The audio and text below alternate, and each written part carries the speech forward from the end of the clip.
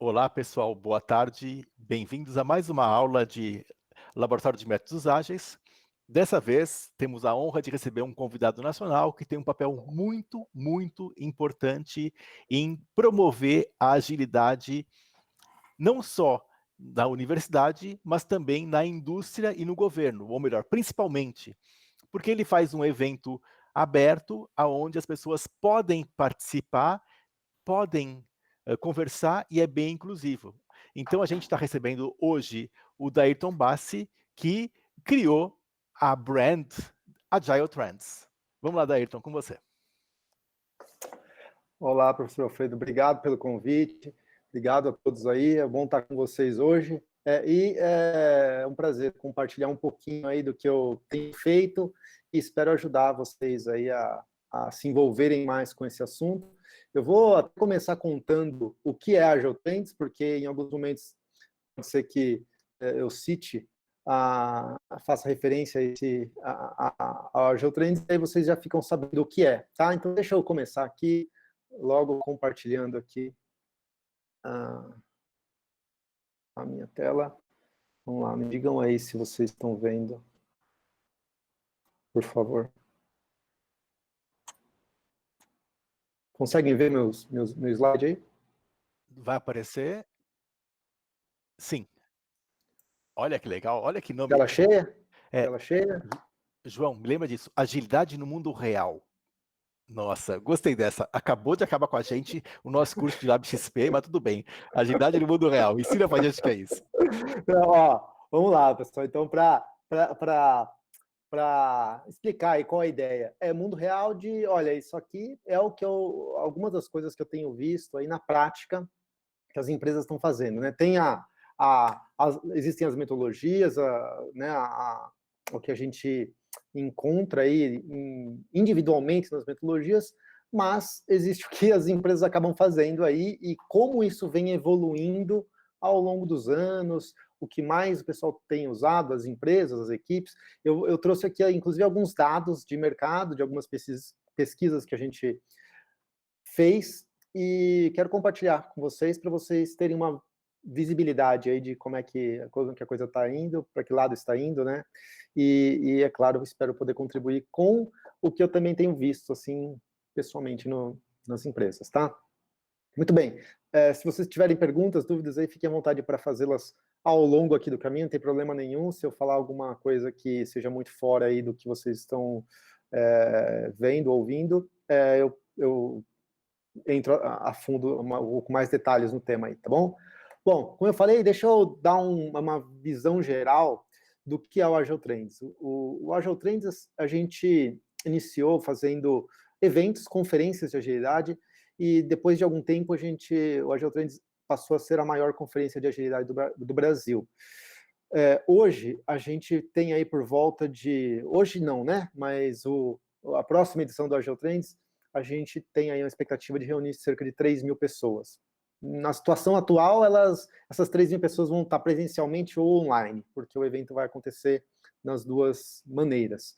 Mas é um número significativo de pessoas, e são pessoas que usam agilidade no seu dia a dia, algumas estão mais avançadas, outras estão mais no início ali da sua jornada de adoção de agilidade dentro da sua empresa, mas tem interesse no assunto e vem participar do evento, vem aprender e muitas delas compartilhar também, né? Porque a gente cria ali um ambiente muito favorável para que as pessoas se conectem, se conheçam, troquem experiências, e essa troca de experiências a gente considera que é um dos pilares importantes aí, atrativos também do evento, né? Tem a parte das palestras, em que a gente convida pessoas de empresas para compartilharem o que elas estão fazendo lá, o que deu certo, o que deu errado, e tem a parte desse networking aí, que é um momento, ou são os momentos em que as pessoas que estão lá trocam experiências, porque todo mundo está praticando, está aprendendo, está exercitando ali, tendo desafios, enfrentando esses desafios no dia a dia, então tem muito conhecimento entre todos os participantes ali. Então, porque apenas alguns vão subir no palco e compartilhar, a gente promove essa troca de conhecimentos aí entre as próprias pessoas, e isso acaba sendo muito rico para todos, né? E eu mesmo acabo aprendendo muito, porque conheço sempre muita gente nova, e ao longo aí desses vários anos que a gente vem fazendo o evento, aqui em São Paulo, em Florianópolis, em Brasília. Em Brasília, o evento tem uma característica diferente, que a maior parte dos cases, a maior parte dos participantes são do governo, de diferentes instâncias do governo, diferentes órgãos do governo, mas é uma característica diferente. Por quê? Porque o governo, o setor público, de uma forma geral, ele tem restrições, muito mais restrições do que o setor privado. Né? Você não pode contratar quem você quer, você não pode demitir alguma pessoa da equipe que não está de acordo com o esperado, você tem muito mais restrições. Né? E aí, não dá para ser ágil? Aí, quando eu comecei a me envolver com agilidade, isso foi em 2003, que foi no meu último ano de graduação, tinha era um tema muito polêmico, assim, a agilidade não se aplica no setor público e tal, e realmente era um desafio muito maior naquela época. Hoje em dia, a gente percebe que, sim, é possível encontrar diversas já iniciativas, diversos órgãos, que alguns deles estão bem avançados no uso de agilidade, porém, você precisa certamente adaptar e fazer ali abordagens que são específicas. Você tem que, como que você faz para manter as pessoas engajadas, manter as pessoas motivadas e comprometidas em um ambiente, né, que, como eu falei, assim, tem algumas restrições do ponto de vista de gestão de pessoas, tem algumas restrições do ponto de vista legal ali, e é, ele é mais limitado. Você não pode, às vezes você não pode nem contratar e nem demitir, né? Diferente de uma empresa privada, onde você tem esses e outros mecanismos ali que podem ser usados. Então, esse é só um exemplo aí do que acontece no setor público e que torna o desafio muito maior. E por isso faz sentido ter um mundo inteiro, um evento inteiro ali só para discutir esse cenário, e é ali onde as pessoas, né, as principais pessoas que estão puxando essas iniciativas dentro da iniciativa pública, do setor público, elas vêm compartilhar e apresentar os seus cases para o mercado de uma forma geral.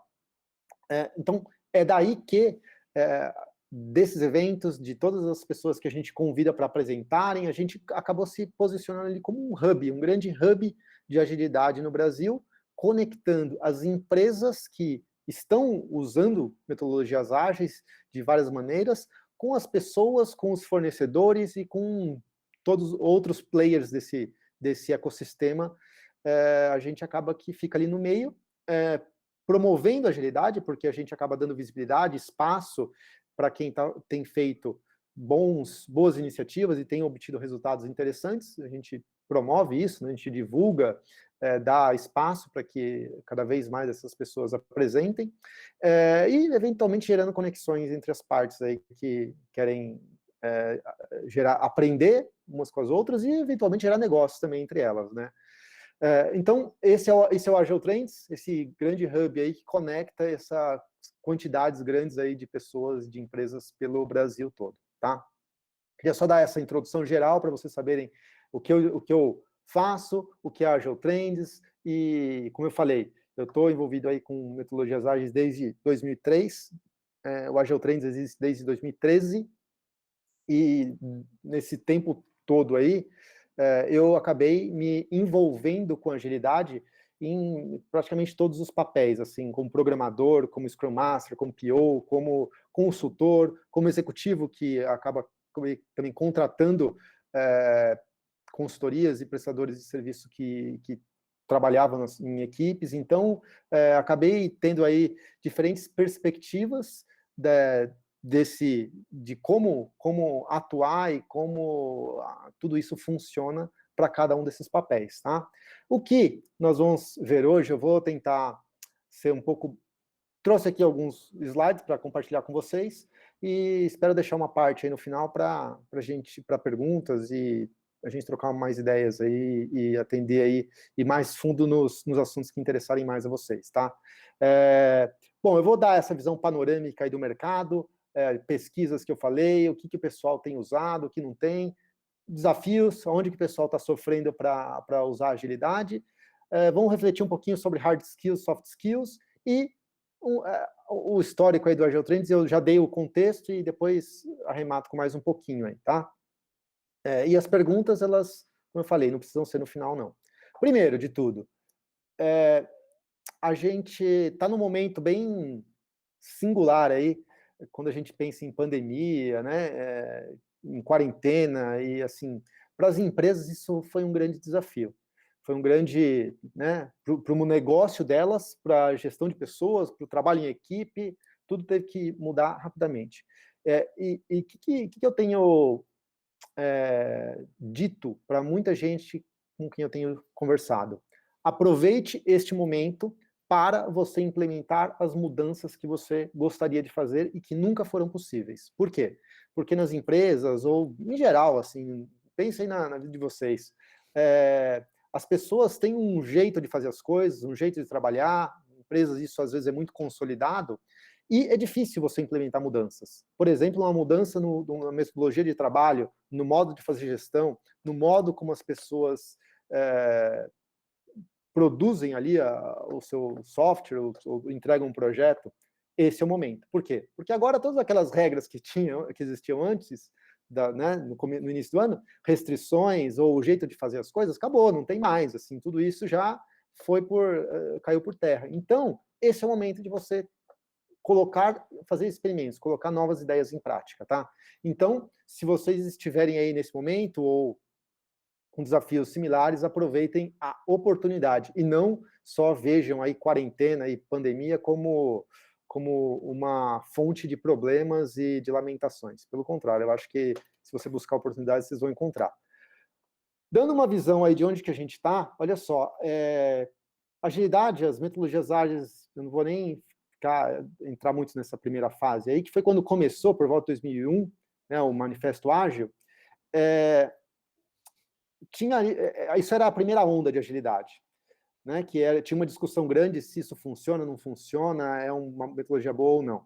Depois, por volta de 2012, aqui no Brasil, começou uma segunda onda, que foi o uso de agilidade em escala. Como eu aplico, como eu uso, como eu implemento agilidade quando eu tenho múltiplas equipes que elas têm um trabalho dependente entre elas. Isso é um problema mais complexo, que eu diria que ainda não está resolvido, tá, pessoal? As empresas ainda estão aprendendo muito sobre como usar agilidade em metodologias ágeis quando você tem centenas de pessoas envolvidas na mesma iniciativa, no mesmo projeto, no mesmo software, na mesma frente de trabalho, de uma forma geral, tá?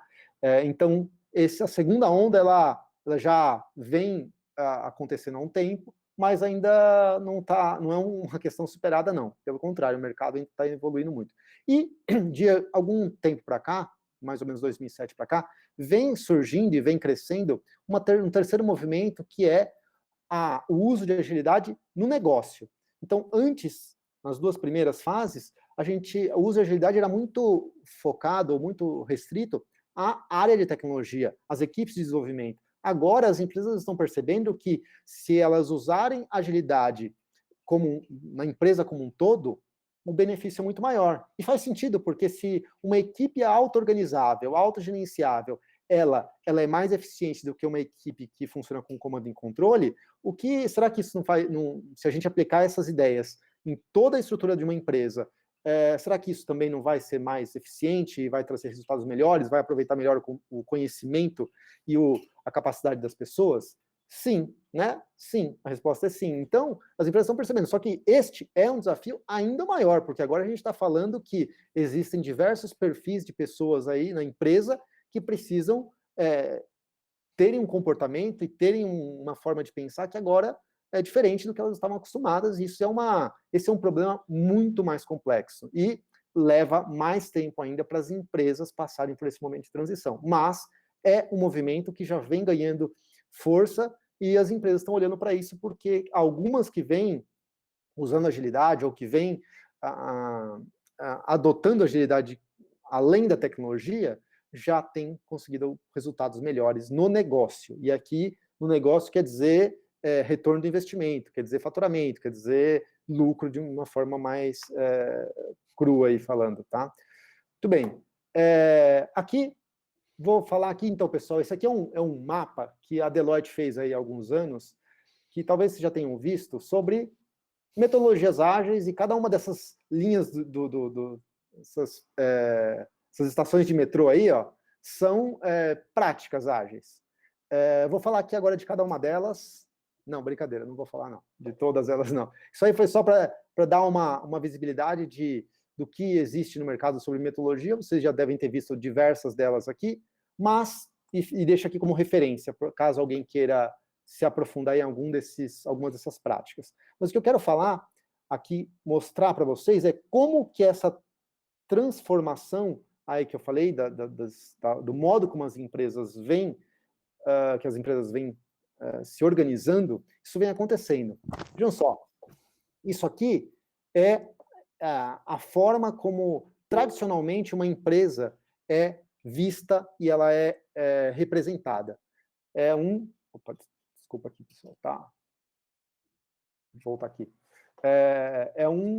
Uma hierarquia, né? As empresas, ao longo dos anos, ao longo das últimas décadas, construíram um modelo hierárquico em que você, ao longo dos anos, vai subindo nessa hierarquia. E aí o que você tem ali embaixo, ó, você tem a área de tecnologia, a área de marketing, a área jurídica, a área comercial, entre outras. E aí, quando você define que você vai fazer um produto novo, você vai lá, por exemplo, na área de tecnologia, começa a desenvolver, precisa aprovar com o gestor não aprova, volta, a equipe trabalha mais um pouco, depois volta para o gestor ele aprova, aí ele passa para um outro gestor acima dele, não aprova, volta para baixo. Então fica esse sobe e desce aqui algumas vezes.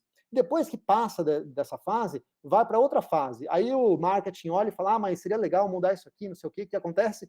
Volta para trás para a tecnologia. Esse é o modelo que as empresas acabam trabalhando, ou né, muitas delas, para construir um produto novo. E isso é super ineficiente. Primeiro, por esse sobe e desce, aprovações aí, e segundo, porque vocês estão vendo que tem uma camada ali de gestores, essa camada cinza aí no meio, com vários níveis. E isso é uma perda de eficiência. Qual é o modelo, então, que as empresas vêm usando, empresas mais modernas, como que elas vêm se reestruturando? Elas vêm se reestruturando para uma estrutura mais orgânica, que são equipes multidisciplinares com pessoas de diferentes perfis que juntas conseguem construir um produto ou construir uma solução que está mais próxima de ir para o mercado. É isso que uma empresa com um DNA ágil acaba conseguindo fazer, assim que ela está se estruturando. E eu disse que tem uma estrutura mais orgânica, porque essas equipes não são fixas, né? Uma pessoa que tem, uma pessoa de tecnologia pode sair de uma equipe, de uma squad, né? E ir para outra, porque na outra tem uma demanda maior por pessoas de tecnologia. E pronto. No outro modelo, a pessoa de tecnologia só pode trabalhar em tecnologia. E se tem menos demanda ali, ela tem que... Né, o que faz? Então, esse modelo aqui ele é mais flexível e ele é mais orientado a resultados. Por quê? Porque você não está construindo uma parte do produto, você está construindo o produto. Você tem um objetivo de negócio e não um objetivo técnico, por exemplo, tá? Então, é para cá que as empresas estão indo. Agora, qual é esse tempo de transição daquela estrutura para essa? Varia. Cada empresa está num momento da sua jornada, e eu diria que algumas vão demorar anos para chegarem aqui, tá? Algumas talvez não cheguem e morram no caminho, tá? Esse é como o mercado está evoluindo, como as empresas estão evoluindo. Então, uma dica aí estejam preparados para cada vez mais trabalharem com pessoas de diferentes perfis. Pessoas que não são técnicas, pessoas que não têm as mesmas formações que vocês, porque cada vez mais essa é a realidade das empresas, é a realidade de uma squad que tem ali pessoas diversas, tá? Diversas, de formações diversas, eu estou dizendo aqui, tá? Muito bem. E, tá vendo aquela bola vermelha ali no meio? Aquilo ali são os executivos. É o CEO, o CTO, ou seja, eles existem. Eles estão lá no meio dando o direcionamento, mas cada squad tem um grau maior de autonomia, e os gestores que estavam ali no meio, para onde que eles foram? Eles fazem parte das equipes agora, fazem parte das squads, eles estão lá envolvidos com entrega, e não só fazendo com atividades de gestão, tá bom? Muito bem, este é o cenário, este é o para onde as coisas estão indo. Eu quero seguir aqui mostrando alguns dados que a gente fez na Geotrends, algumas pesquisas que a gente obteve entre os participantes, principalmente, dos eventos que a gente promove. A gente perguntou, por exemplo, na sua empresa, quantas pessoas usam agilidade? Né? Quantas pessoas usam abordagens ágeis? E a gente teve respostas diversas. Olha, vocês podem ver que agilidade não é para empresas pequenas ou não são poucas pessoas dentro de uma empresa que vem usando. Pelo contrário, tem uma distribuição até que é um cenário bem distribuído aí, e grandes empresas vêm usando com grandes iniciativas, tá? Uma outra pergunta que a gente fez foi quais práticas ágeis vocês observam que trazem resultados claros? E olha só que interessante, reunião diária é a campeã. Assim, reunião diária é claramente a que as pessoas percebem que traz resultado claro. E aí, ó, se vocês olharem ali em cima, vocês vão ver que as mais bem, as mais lembradas ali, que as que têm uma percepção maior de valor, são práticas básicas, são práticas que uma equipe iniciante começa a fazer logo no início. Retrospectiva, sprints curtas, planejamento. Então, o que a gente percebe aí? Que, na verdade, o mercado ele ainda está... algumas empresas estão mais maduras, mas existe ainda muito o que evoluir e o valor percebido ainda está concentrado nas práticas básicas, nas práticas mais simples, tá? Claro, outras práticas também têm valor, mas a maior parte das pessoas ainda não percebe valor nelas, ou nem não percebe tanto, tá? Mais um dado aqui interessante, olha só. A gente perguntou quais as dificuldades, as principais dificuldades para a adoção de agilidade na sua empresa ou na sua equipe. E o que o pessoal respondeu? A cultura da empresa, o mindset da empresa, a resistência a mudanças.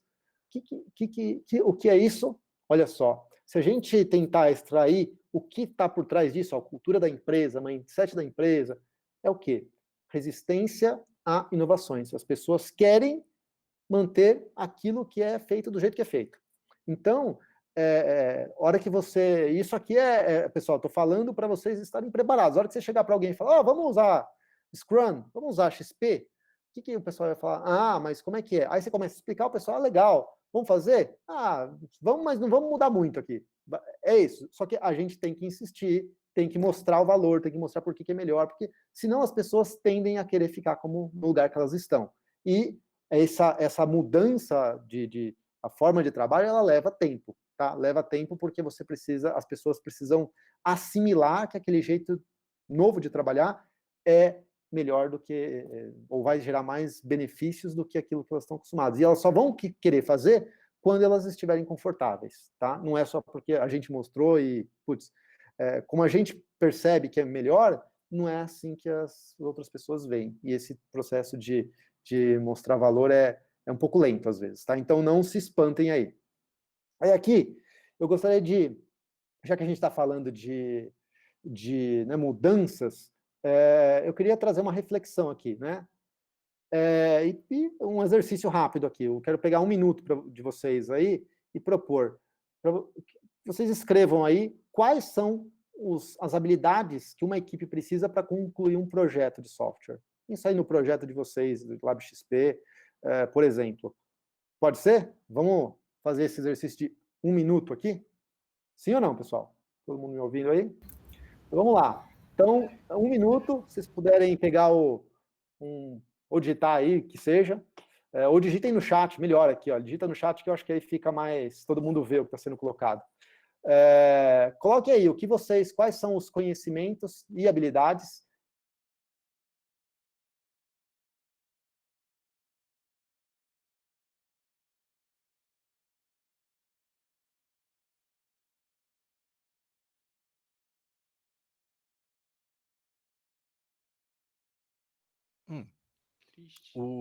Acho que o Dayrton caiu, mas a gente continua fazendo, vamos colocando, e aí talvez tenha que copiar e colar as coisas para quando ele voltar. Lembra quando a pessoa volta, ela perde o chat. Melhor segurar até algum momento aí de você falar um já, e a gente joga o negócio? Pode ser. Vamos esperar ele voltar aqui. Então, ó, Conhecimentos e habilidades de uma equipe que necessita para um projeto de software. Ah, chegou o Daírton de novo. Ó, chegou o Daírton agora com o celular. Tira o mute, Daírton.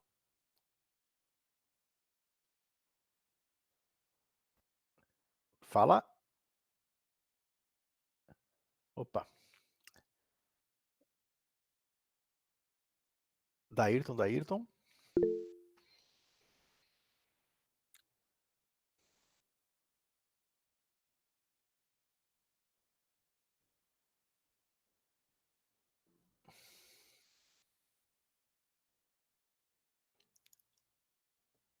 O João está monitorando se ele volta ou não volta.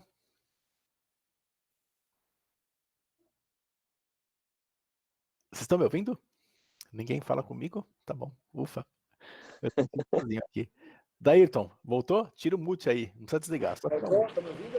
Estamos ouvindo, tá no celular, maravilha. A gente improvisa. Vamos aqui por enquanto. Enquanto vocês... o exercício é rápido aí, ó. Pessoal, listem aqui no chat mesmo quais são as habilidades e os conhecimentos que uma equipe precisa para entregar um projeto. Pode ser? E vamos lá, acho que o João pode começar a ler para o Daírton ir comentando. Que tal? João? Pode ser.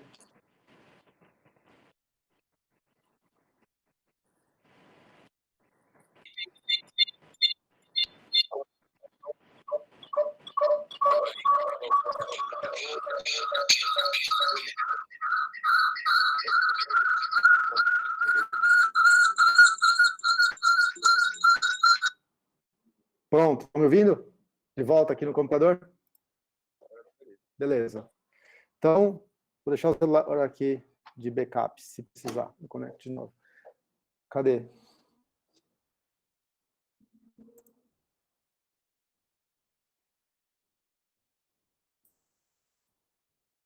Uhum.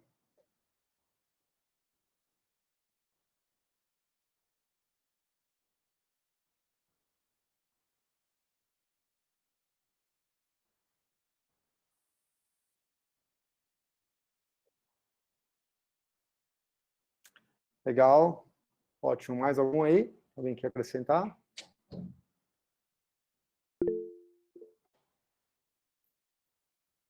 Momento de descontração, é isso?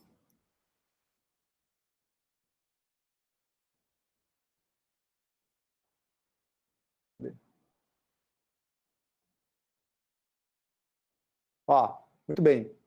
Várias comunicação, planejamento, testes. Legal. Eu tenho um slide aqui que traz algumas ideias aqui para a gente refletir, tá? Então, vejam o que apareceu na lista aí de vocês. E, estão vendo minha tela de novo? Sim, muito bem. Fica melhor assim ou se eu colocar em tela cheia? Tanto faz, a fonte tá boa. Tá boa? A próxima vai ser um pouco menor. Ó, qual é o ponto que é para a gente refletir um pouquinho aqui, ó? Pelo que eu percebi, algumas pessoas até falaram sobre planejamento, por exemplo, sobre atividades aí ali que precisam ser feitas entre pessoas, por exemplo, mas a maioria tinha das ideias que surgiram foram relacionadas à programação. E qual que é um ponto importante aqui? Cada vez mais um bom profissional, aí, um bom agilista, ele precisa dominar esses dois lados aqui, o lado das hard skills e o lado das soft skills, e tem um outro ponto aí, o lado você também precisa ter uma ideia aí sobre gestão. Por quê? Porque a hora que você faz um planejamento de sprint, que seja de uma semana ou duas, você está fazendo aí algumas atividades relacionadas à gestão do seu próprio tempo, de entregas, de atividades que você ou sua equipe vão fazer. Então, há alguns anos a gente tinha ali uma ideia de que, putz, um bom desenvolvedor, ele precisa ser super bem capacitado tecnicamente nas hard skills, aquelas, as competências técnicas que a gente aprende. Mas é importante vocês também refletirem que A hora que você tem aí uma equipe multidisciplinar, onde você está próximo de pessoas, ninguém mais trabalha sozinho, e você precisa desenvolver soft skills também. Você vai negociar todo dia, você vai se comunicar e trabalhar com pessoas ali todos os dias. E sejam pessoas da sua equipe, sejam usuários, clientes, pessoas que vão de fora da equipe, um PO, alguém que você interage ali para entender mais sobre o que você precisa fazer. Isso vai acontecer todos os dias. Então, comunicação é, sim, uma habilidade super importante, além das outras que eu coloquei ali. Negociação, às vezes, é só para você negociar com o seu par, né, de programação, qual é a melhor estratégia que vocês vão usar. Você tem uma opinião, ele tem outra, e aí? Qual vai ser? Você vai falar, é a sua porque você acha? Não, você tem que mostrar e negociar. Não, vamos fazer assim, ó, vamos tentar aqui meia hora, e se não der certo desse jeito, a gente tenta do seu jeito. Então, são habilidades que você precisa desenvolver. Por quê? Se você quiser do seu jeito, daqui a pouco ninguém vai querer trabalhar com você. E não tem espaço mais nas empresas para pessoas que não trabalham em equipe, tá, pessoal? Então, isso vem aí, assim, sendo uma coisa muito, muito clara. Assim, as pessoas trabalham muito juntas e tá acabando o espaço do herói. É muito importante desenvolver soft skills, e é claro, assim, as competências técnicas, elas são super importantes. Elas é que fazem a diferença para a entrega, mas para o trabalho em grupo, você precisa ter o lado direito aqui também. Tá bom, pessoal? E isso é um desafio, porque às vezes, e isso eu passei aí por isso também, às vezes a gente gosta mais do lado técnico, a gente gosta mais daquela linguagem de programação, a gente gosta mais daquele framework. E fala, putz, quero fazer só essa parte aqui. Porém, para conseguir entregar valor, entender o que precisa ser feito, por exemplo, e chegar do outro lado ali com algo que agrega valor para o seu cliente, para o seu, né, para o seu usuário ou algum stakeholder envolvido, você precisa desenvolver essas outras habilidades, que às vezes são de comunicação para você conseguir entender alguém que não tem uma boa comunicação. Então, tudo isso conta e vem contando cada vez mais, tá, pessoal? Então, fiquem atentos a isso e balanceiem aí. Não deixe o lado técnico para trás, obviamente, mas considerem aí que ter noções e estar atento, especialmente a soft skills, é cada vez mais o que vai fazer a diferença no dia a dia, assim, para você ter um bom desempenho em grupo, tá? Muito bem. E aí, pensando em desempenho, pensando em, mas tá bom, e como é que eu meço sucesso, né? Esse dado aqui que eu vou mostrar em seguida, ele é um dado de uma pesquisa que ele não é nossa, ele é de onde que é? Aqui, ó, do Annual State of Agile Report. Ele mostra o seguinte, pessoal, que, olha só, qual é a principal medida de sucesso, de satisfação, de sucesso, né, de um projeto, de uma iniciativa ágil, ou de uma iniciativa de software? É a satisfação do cliente, satisfação do usuário, tá? E isso vem aí se contrapondo a uma outra medida que, tradicionalmente, se a gente pegar modelos de gestão tradicionais, eles tinham uma outra medida de sucesso. Alguém lembra qual que era, ou alguém sabe qual é a medida tradicional de sucesso aí de abordagens não ágeis? É o escopo. Ó, o escopo, onde que ele está? Está no final dessa lista aí, é uma lista parcial, né? E olha só, eu fui lá e peguei o que vem acontecendo com o escopo neste mesmo relatório, que ele é anual.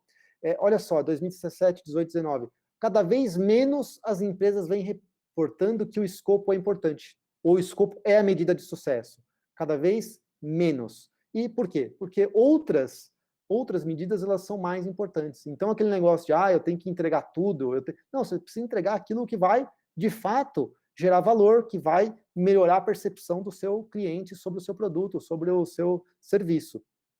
E isso, é claro, isso evolui ao longo das suas entregas. Então, por isso que aquele escopo pré-definido ali, ele cada vez menos é relevante, tá? Para o sucesso do seu projeto. Então, fiquem atentos a isso, porque e isso, veja, aqui, você precisa desenvolver uma outra soft skill, que é esse esse poder de entendimento, de análise, para gerar valor, e aí a gente volta numa outra prática de XP, por exemplo, que é a simplicidade, né? Porque como fazer isso com o menor esforço possível? Então, isso não é trivial, precisa de muito esforço aí para conseguir chegar em bons resultados. Muito bem. Agora, você sabe o que o cliente quer? Você sabe o que o seu usuário final quer? Às vezes, pessoal, nem o seu cliente sabe. Tá? Às vezes, você tem um projeto mais simples ou mais bem definido que ele sabe. Mas, quando você está pensando aí num produto novo, num projeto novo, você não sabe. Você tem uma hipótese, você tem uma ideia do que você acha que vai fazer sucesso, do que vai dar certo, de como você vai resolver aquele problema. Então, trabalhar com uma metodologia ágil ela é um exercício constante de experimentação e descoberta, tá? Eu trouxe uma imagem aqui que é a melhor forma de mostrar isso. Seu objetivo é acertar o alvo, que é fazer um produto ou fazer uma entrega aí no longo prazo que resolva um problema. Só que se você planejar tudo no começo, o que vai acontecer? Você vai descobrir que esse plano não é bom. Então, você tem que fazer o quê? Fazer os ajustes e fazer sprints pequenas, entrega, ver se é isso, não é, ajusta. Então, é como se você estivesse, para acertar o seu alvo, aí você precisa dar vários tiros, você pode dar vários tiros pequenos, né?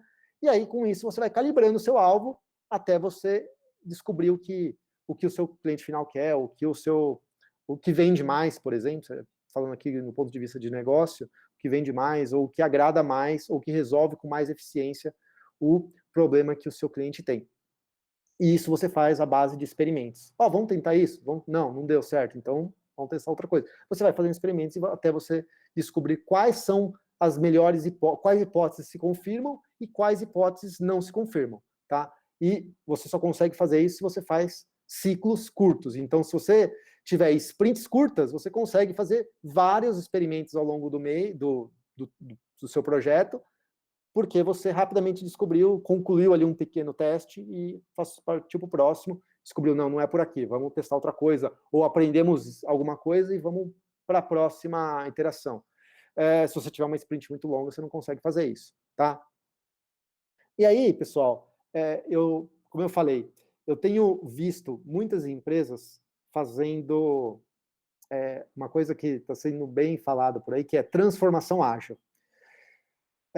E as empresas estão buscando isso. Agilidade é uma palavra, é um adjetivo muito positivo, né? Você quer ser ágil ou não? Óbvio, todo mundo quer ser ágil. Se não for ágil, você é o quê? Você é lento? Você é o quê? Então, as empresas também querem ser ágeis, nem que seja só para fazer marketing. E aí, o que elas estão fazendo? Pois a gente precisa fazer um processo de transformação ágil, né? E aí começam a fazer. E aí, olha só o que eu tenho visto aí que as empresas fazem.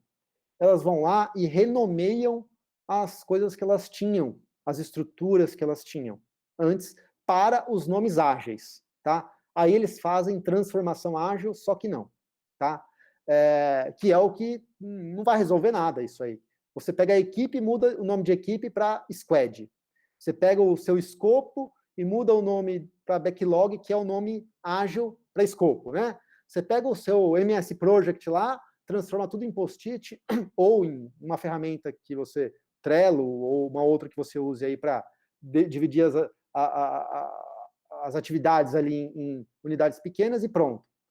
Já temos ali o ambiente ágil ali, uma decoração ágil com post-its no nosso ambiente. Depois você vai lá, muda o gerente, o nome do cargo de gerente para Scrum Master ou Agile Coach, e aí você está com os cargos da moda, e por último você transforma as métricas, né, as medidas que a empresa tinha para acompanhar o sucesso, o resultado, em OKR, que é a maneira gourmet de você chamar métrica, né?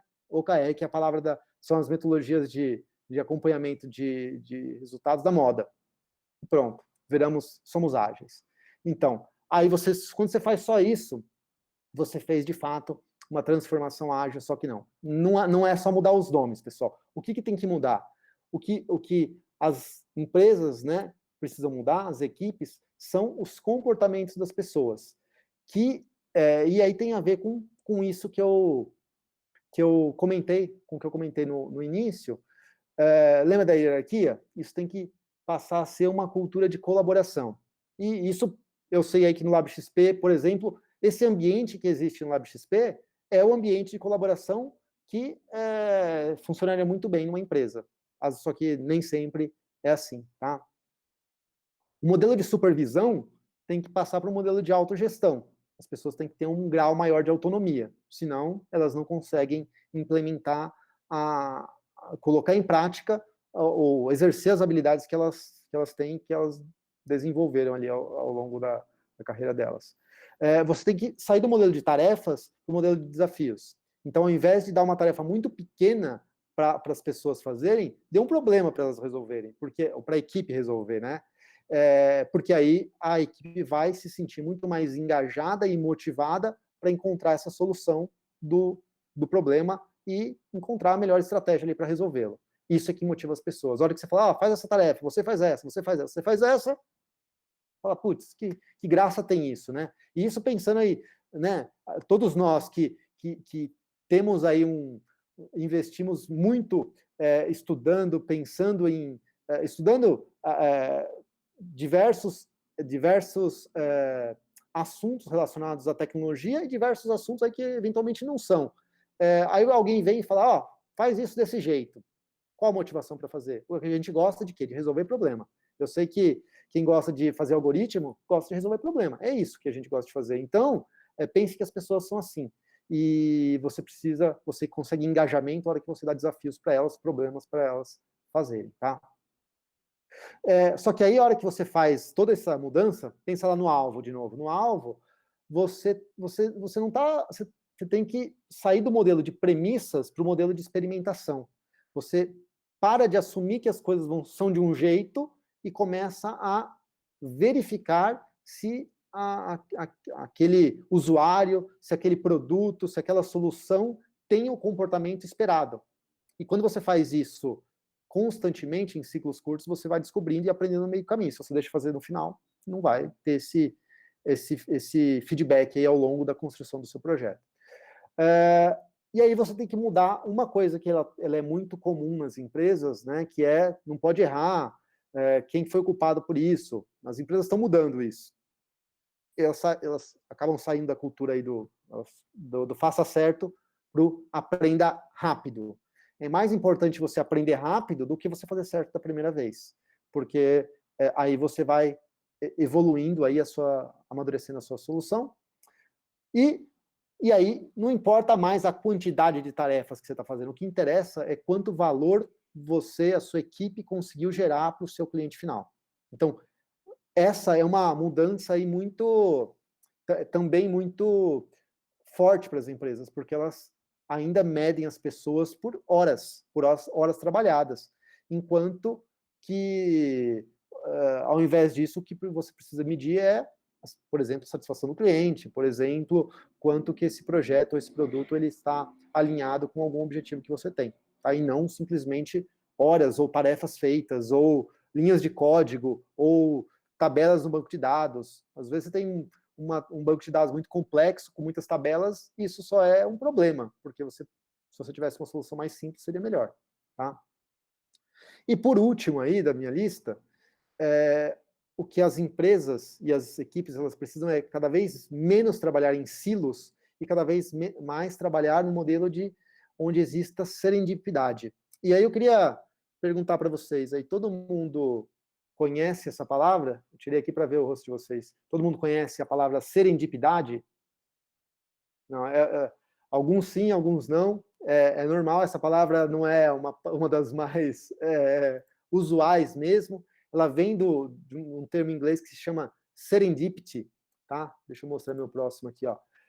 Serendipity, que em português foi aí traduzida como serendipidade. O que significa serendipity? A serendipidade é você estar aberto e exposto e disposto a aproveitar oportunidades que aparecem ao acaso, ou a coisas boas que aparecem ao acaso. Isso é uma coisa muito comum no Vale do Silício, porque você tem uma densidade grande de startups, de empreendedores, de investidores, de desenvolvedores, de pessoas ali com competências muito boas numa região ali.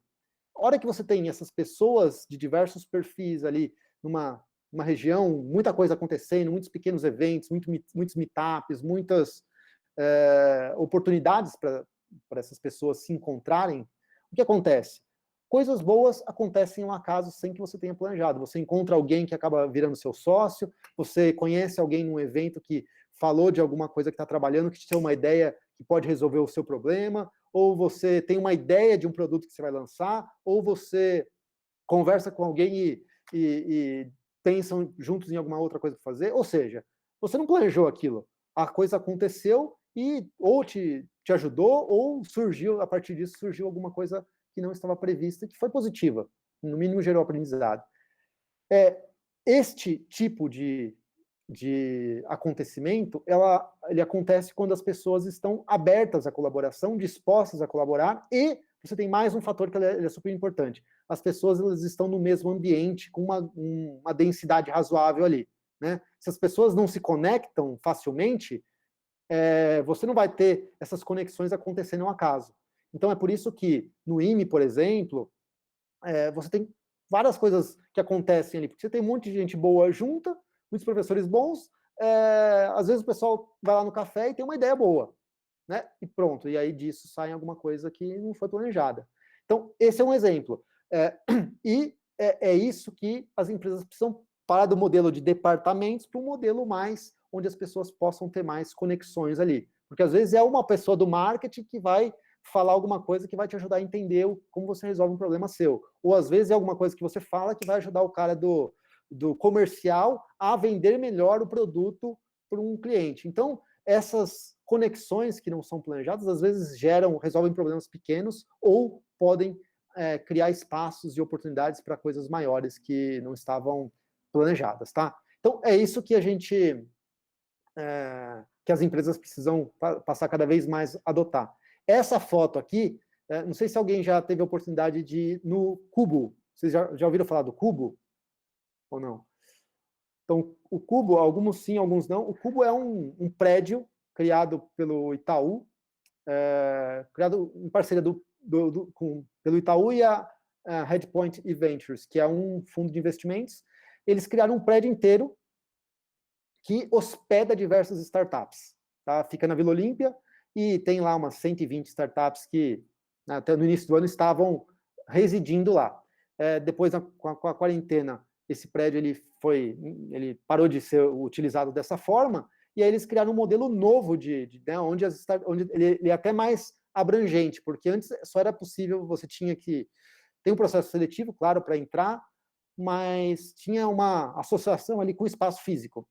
E agora tem um modelo em que eles estão aprovando startups para fazerem parte do ecossistema do Cubo, que tem, sei lá, centenas de startups, mas não necessariamente elas precisam estar nesse prédio. A gente, a Geotrends, a gente é uma das empresas do Cubo, e esse, por coincidência, era o nosso andar ali, o nosso lugar, no prédio.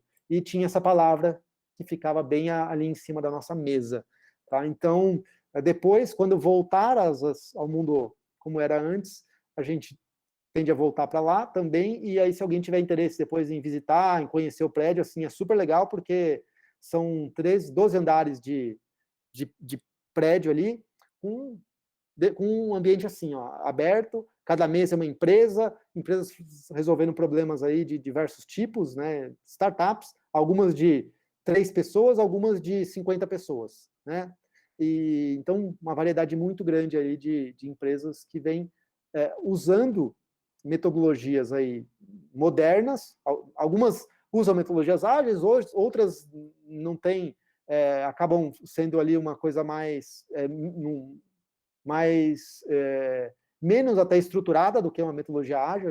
Não vou dizer que ninguém está no modelo na outra ponta, usando uma abordagem tradicional, não está, pelo contrário, é mais fácil ter alguém que tem menos metodologia do que alguém que esteja usando uma abordagem tradicional, e tem ali uma oportunidade gigante para conexões e relacionamento, tá? Então, se depois alguém quiser, fica à disposição para recebê-los lá e fazer um tour e mostrar ali o prédio, depois que a gente voltar da quarentena, tá? Pessoal, eu tinha planejado isso, vou deixar meus contatos aqui, vou mandar os slides aqui depois. Queria saber, tem perguntas, que temas que vocês gostariam de aprofundar um pouco mais? O professor Alfredo aí, se tiver algum tema que ache interessante, por favor.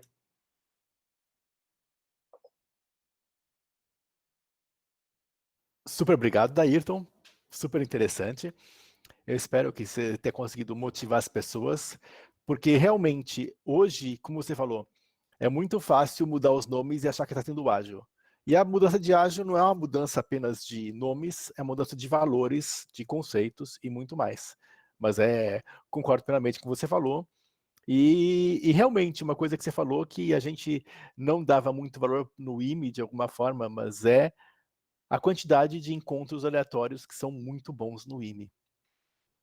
E que a gente está, de alguma forma, perdendo um pouco isso, porque a gente está com esses encontros não tão aleatórios, que a gente tem que marcar, mas realmente. Vamos lá, pessoal, perguntas, comentários, palpites. Eu queria fazer uma perguntinha justamente nesse gancho aí dos encontros aleatórios. Se o Dairton podia contar um pouquinho mais como é que está sendo essa experiência virtual, acho que em particular do Cubo, porque uma das coisas que a gente tem tentado reproduzir aqui em LabXP é criar um ambiente virtual que seja acolhedor para todo mundo, que a gente proporcione esses cruzamentos de ideias e tudo mais, mas infelizmente a gente não tem um corredor tão efetivo, né? Não tem uma mesa do café. Então eu queria saber como é que está sendo essa virtualização dos ambientes para a gente, até para poder se inspirar para o resto do curso, ou enfim, alguma coisa do gênero. Legal. Acho que foi isso para o Cubo também foi um desafio grande, porque até o início do ano, o prédio em si é o principal ativo, o principal atrativo do Cubo, né? Um prédio bonito, novo e com um ambiente super que todo mundo quer ver como quer estar lá. Então, o prédio era o grande diferencial. E aí? Não pode mais usar o prédio, as pessoas não podem estar juntas. Como é que a gente continua gerando serendipidade e continuam gerando conexões? Teve um momento aí de pausa, né, até para reflexão e eles pensarem no modelo. Isso foi evoluindo, está evoluindo. O que está acontecendo mais recentemente, aí, de cerca de 2 meses para cá? Estão acontecendo iniciativas virtuais, pontuais, do tipo, toda semana, logo cedo, tem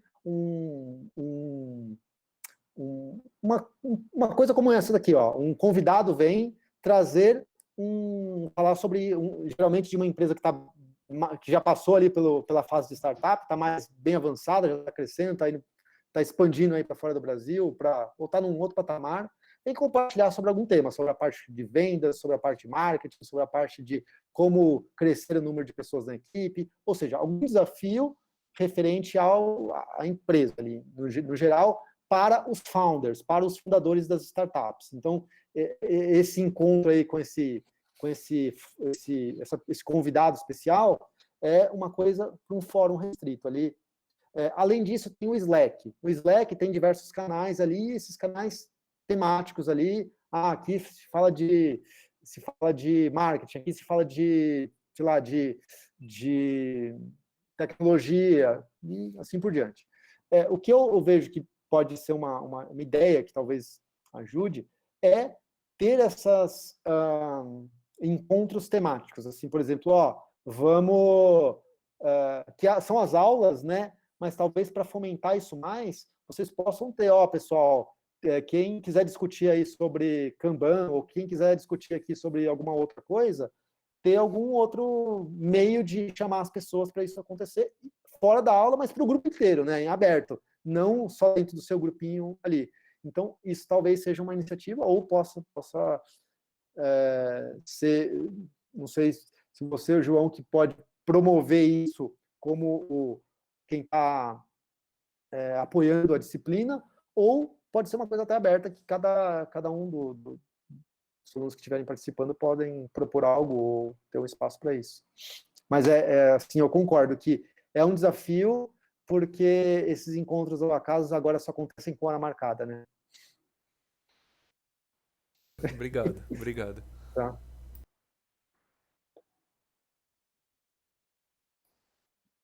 Opa, boa tarde, Ayrton. Opa. Uma dúvida meio específica, não sei se é o ponto, né, mas se você puder contribuir com alguma coisa, né? Eu vejo bastante no mercado de trabalho a dificuldade dos times, times que vêm vindo num ritmo de projeto, geralmente tocando via Scrum, e de repente tem uma virada, né, de começar a aparecer muitos bugs em produção e esse time começa a atuar muito com sustentação. E eles se perdem em como lidar com a sustentação, sendo que eles estavam bem acostumados com projeto, né? Aí eu vejo algumas iniciativas deles tentarem deixar uma pessoa específica cuidando de sustentação, aí esse cara de sustentação começa a tocar um projetinho que é mais Kanban, que é um pouco mais de esteira, para não ter time box. Uhum. Ou às vezes até transformam outro time para cuidar da sustentação sobre isso e tal. Assim, como você vê essa questão sustentação com a questão de projeto, né? Claro que tem mais coisas aí, né? Se a sustentação, se você conseguir colocar numa esteira normal, poderia entrar como projeto normal, né? Mas geralmente não é o caso, são bugs que têm que ser resolvidos para ontem e não se espera o tempo de sprint, então não respeitam as time box. Assim, como que você vê isso no mercado? Eu vejo assim que só assim, as empresas vêm usando aí DevOps, né, como alicerce para isso, e claramente precisa ter alguém olhando para a hora que você coloca em produção, alguém precisa passar a cuidar daquilo ali, porque aquilo ali tem um grau de urgência diferente da sprint, né, da entrega que vem acontecendo nas sprints. E aí, depende do grau de maturidade da empresa ou do tamanho da equipe, a solução acaba sendo, como você deu alguns exemplos aí. Às vezes começa com uma pessoa destacada aqui para dar um suporte, às vezes quando a equipe é pequena, existe um rodízio. A gente teve uma empresa aí que eu ajudei eles, e assim, não tinha uma pessoa para ficar dedicada lá e até não tinha um volume tão grande aqui. Então, tinha o Batman da semana. Cada semana. Então, era aquela pessoa, e tinha um rodízio ali entre elas.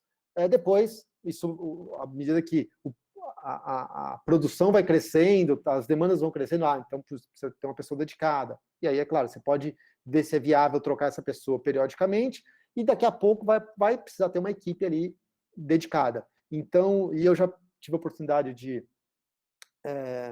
de trabalhar em empresas que a gente tinha algumas equipes no lado da sustentação e outras equipes do lado de projeto. Então, é natural que existam pessoas depois que fiquem olhando só para isso. Só que, é claro, você vai evoluindo isso à medida que você sente. Um ponto importante aí, Diego, é você criar um meio para não deixar que a entrega aconteça da sprint para a produção com baixa qualidade, e aí aqui fica estourando um monte de erro. Porque se você deixa acontecer isso, o que acontece? Daqui a pouco você tem que aumentar a equipe do lado de cá, e vai ter uma equipe do mesmo tamanho dos dois lados, por quê? Porque aqui tem um monte de erro. Mas o problema não é que tem uma necessidade grande, é que a qualidade de entrega está baixa, e por isso gera uma demanda alta do outro lado.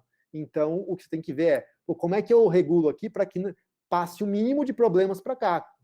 Aí você vai ter aqui uma sustentação para coisas emergenciais mesmo, tipo algum sistema que você conecta que parou de funcionar do outro lado, mudou alguma coisa, aí tem que atuar na hora, mas não é um bug do sistema. Então, esse é o minha observação aí, que eu queria só deixar como ponto de atenção, tá?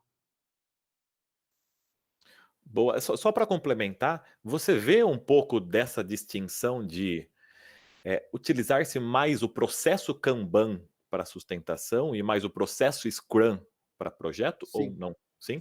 Sim. Tá bom. Sim. Especialmente o Kanban do lado de cá, do lado de sustentação, porque assim, aqui você acaba ficando um fluxo de atender as demandas ali com um grau de urgência alto. Então, não dá para você falar, essa semana vamos fazer sprint de planejamento. Não, porque vai entrar um monte de coisa aqui no meio. Então, acaba que não vale a pena você planejar, porque esse plano vai ser desperdício, ele vai ser jogado fora porque outras coisas vão entrar. Então, o Kanban faz sentido lá da sustentação, e do outro lado, aí sim, aí vai um pouco da característica da equipe, do projeto, das pessoas. Você pode atuar com Kanban ou com Scrum do lado de cá. Tá? Boa, obrigado, viu? Imagina. E, pessoal? Vamos lá, comentários, palpites?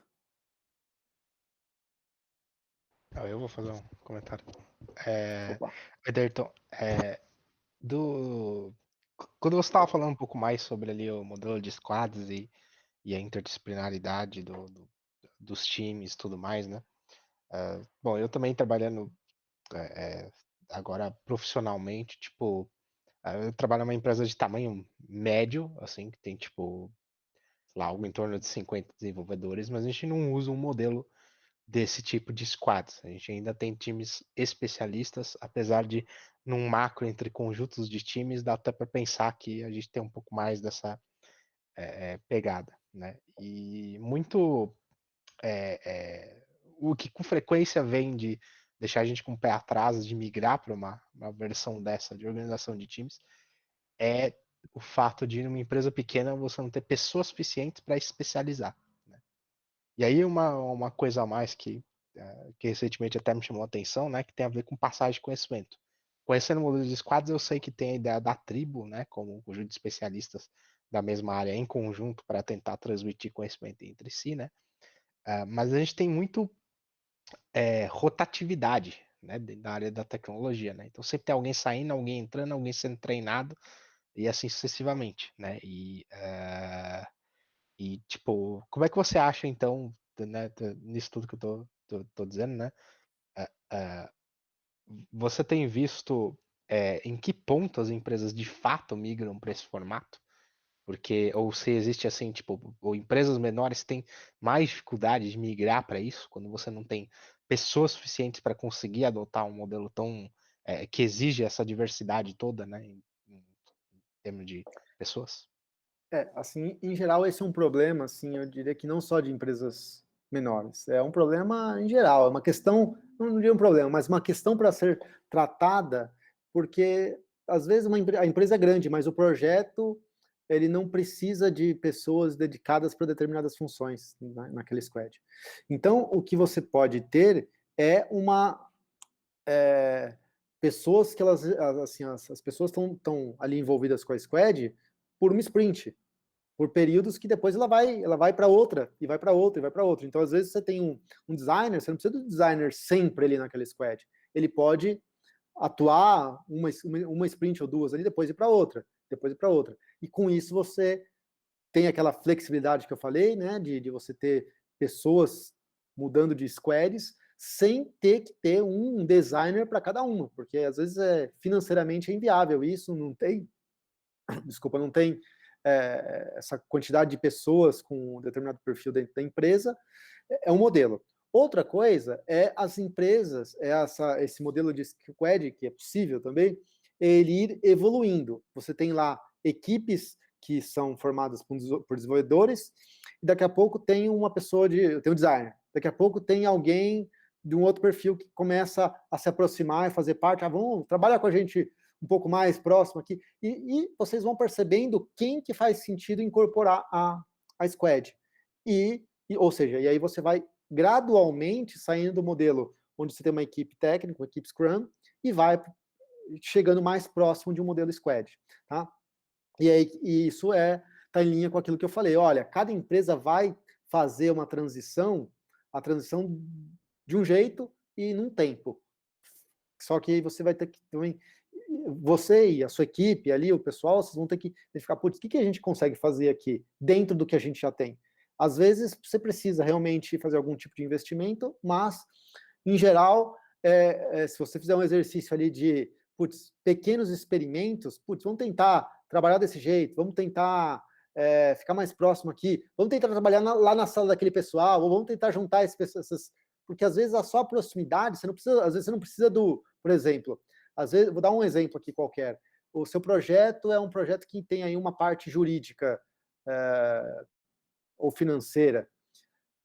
E os desenvolvedores não têm o conhecimento financeiro ou jurídico ali para tomar algumas decisões ou para, né, saber como é que funciona, faz algum cálculo que seja. Só que você também não precisa ter um advogado ou alguém de finanças ali dedicado na sua squad. Mas, se você estiver sentado próximo de uma pessoa, sempre que você quiser, você pergunta para ela e pronto. Ela te respondeu várias dúvidas pequenas ao longo do dia e não precisou de uma dedicação exclusiva. Então, às vezes são coisas pequenas ali, só mudar o ambiente de trabalho pode ajudar, tá?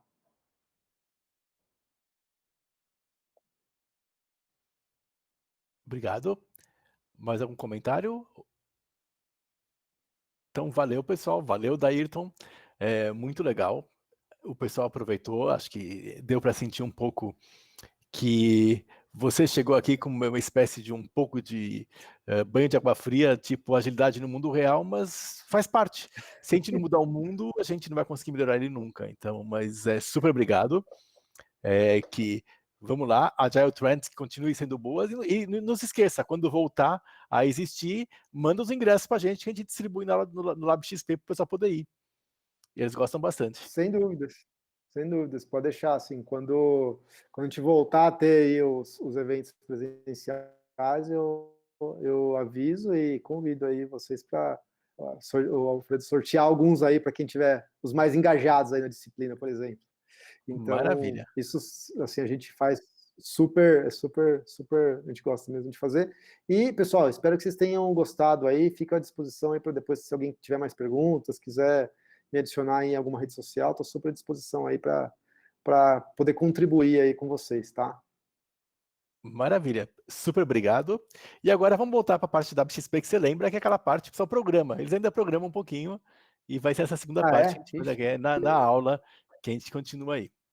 Então, vamos ver. Obrigado, Então, Ayrton. espero que vocês pratiquem soft skills aí também, pessoal. Isso aí, soft skills, essa é a mensagem de hoje.